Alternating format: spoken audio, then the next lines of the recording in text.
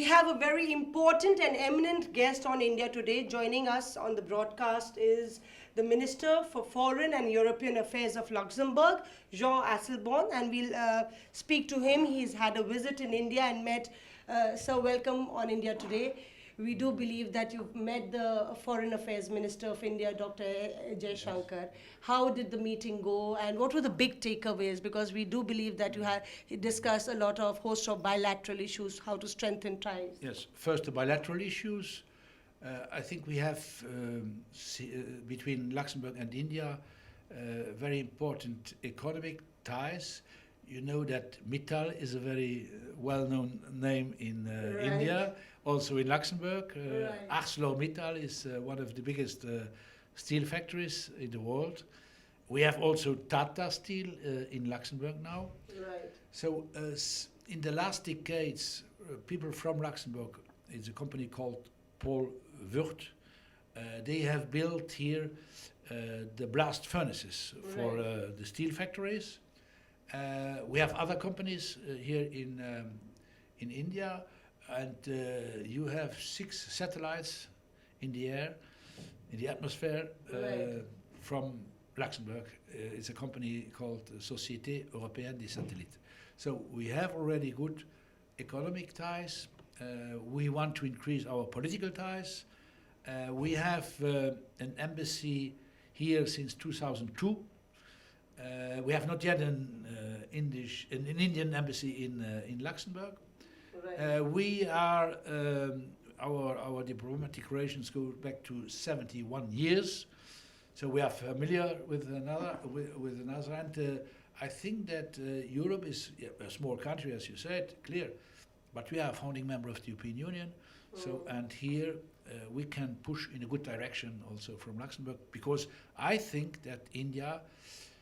We need, between the European Union and India, we need better cooperation, stronger cooperation. In Asia, we have a few big countries, but we have, above all, also India. Right. So, as you mentioned also, the cooperation with the European Union. We have India-European Union meet coming up in March. So there were discussions about that as well? Yes, not only in March. The Foreign Minister, my colleague, will be in Brussels in February already. He's invited by us foreign ministers. And then we will have a summit with Prime Minister Modi, I think in the middle of March. Right.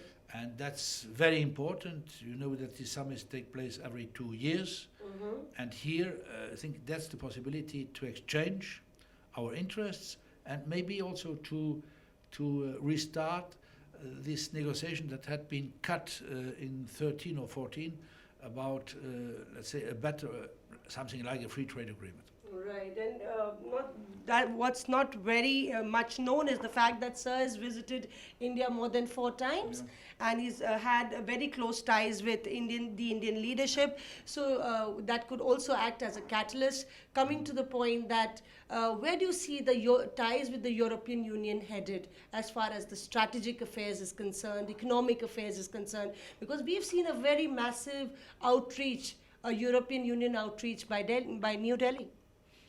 Yes, you know that you and India and the European Union, we are the biggest economic partner of India, before China and also the United States. So I think it's important for you, it's important for us, and we want to go deeper.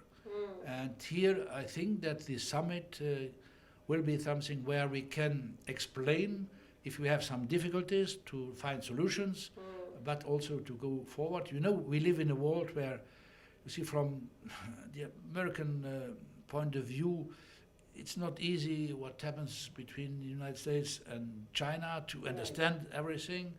You know that sometimes we have some threats from the Americans against the car industry in the European Union. We, India and European Union, we are not protectionists. We want to open borders and try to find the best way to make trade possible, not under any conditions, that's clear. We have to maintain the standards, But here, both of us, we have an interest to go in a better direction.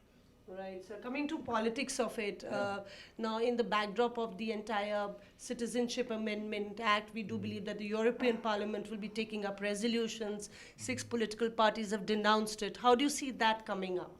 You know, first, I had to explain it also this morning, Mr. Minister, and also to the students. The European Parliament is an absolute free body.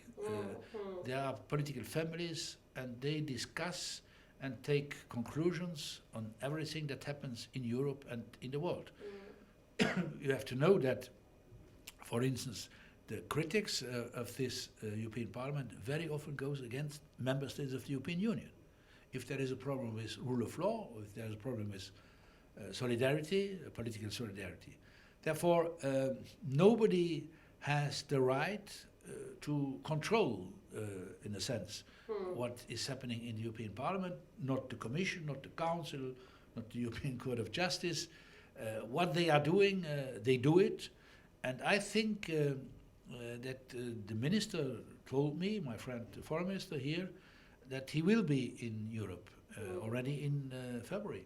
And I think that he will have a possibility to speak with us, foreign ministers, but also with the European Parliament. Right. And there are arguments on this bill. I think that this morning we agreed that the solution, or one of the consequences, has not to be to increase the number of stateless people.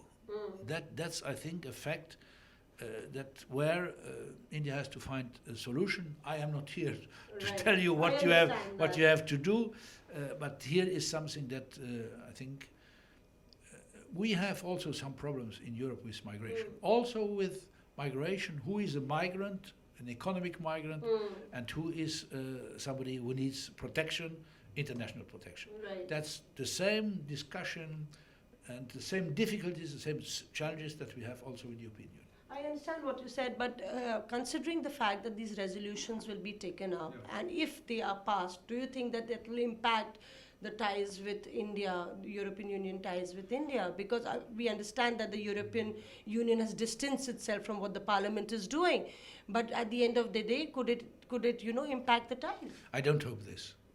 So again, I am not there to relativize the decisions of the European Parliament. That's not my competence, and politically it would be very, very wrong to do this. Right.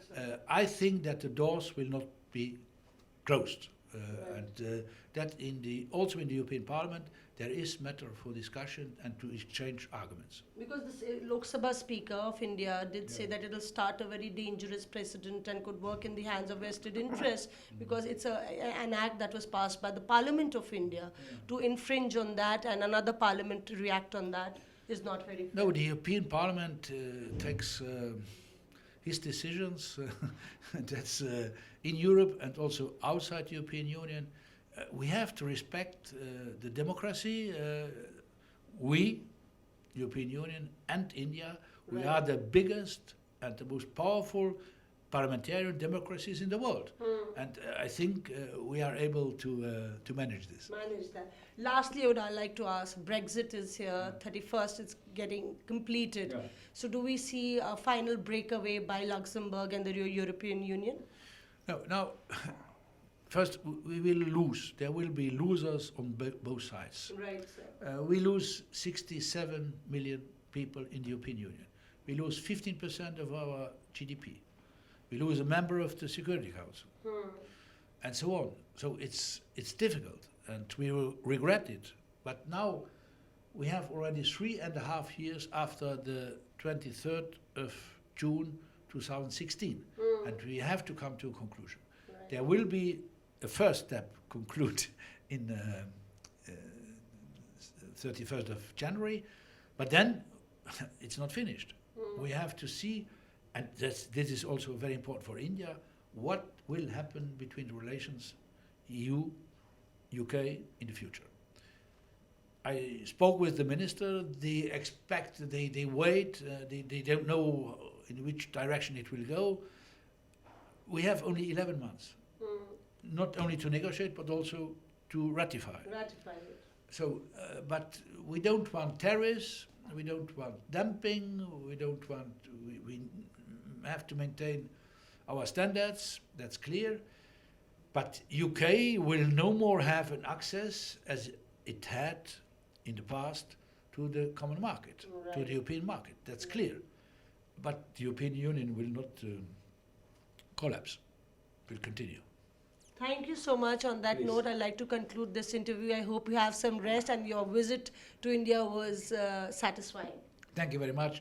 We will continue to Nepal tomorrow and then to Colombo. Oh, back-to-back meetings. Yes. Thank you very much, sir, for talking to us. So there you are, the Minister for Foreign and European Affairs of Luxembourg, clearly stating that ties with India are of prime importance to the European Union, and there is hope that ties will only strengthen after this meeting.